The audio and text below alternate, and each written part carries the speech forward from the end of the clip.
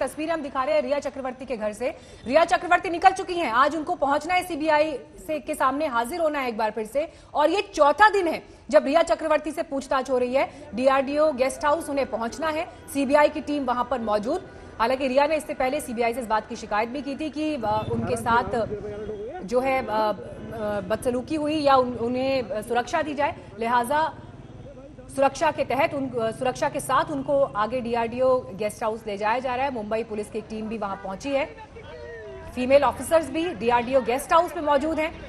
26 घंटे की पूछताछ रिया चक्रवर्ती से अब तक हो चुकी है, सवाल जवाब उनसे हो चुके हैं, लेकिन आज एक बार फिर उन्हें बुलाया गया है।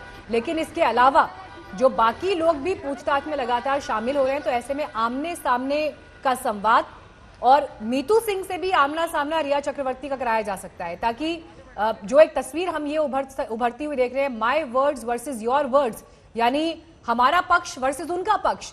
ऐसे में जब ये दो आपस में आमने सामने बैठकर सीबीआई के सवालों का जवाब देंगे तो तस्वीर काफी हद तक साफ हो सकती है, क्योंकि पर्टिकुलर अलग अलग केस और तारीखों को लेकर हो रहे दावों में दोनों पक्षों का अलग अलग अपना दावा है, अलग अलग बात है।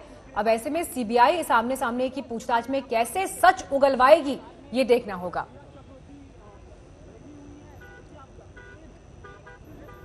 सुशांत सिंह राजपूत की 14 तारीख को जिन हालात में मौत हुई, उसे सबसे ज्यादा जो सवाल बनते हैं, क्योंकि प्राइम एक्यूज रिया चक्रवर्ती हैं, तो ऐसे में रिया जो कि लिव इन में रह रही थी सुशांत के साथ, उन्हें सुशांत के दोस्त, उनके साथ कौन लोग जुड़ते थे, कौन करीबी थे, किससे कैसे उनके संबंध थे, इन तमाम मामलों की सबसे ज्यादा जानकारी जिस शख्स को है वो रिया चक्रवर्ती है, और इसीलिए ये पूछताछ और अहम हो जाती है।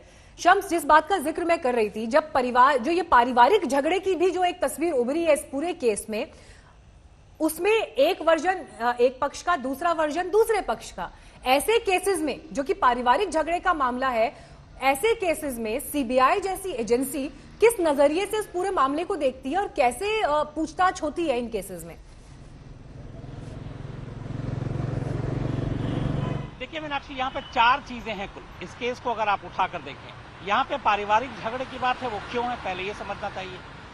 रिया चक्रवर्ती ये इल्जाम लगा रही हैं कि सुशांत सिंह राजपूत अपने घर वालों से दूर रहते थे अपनी मर्जी से।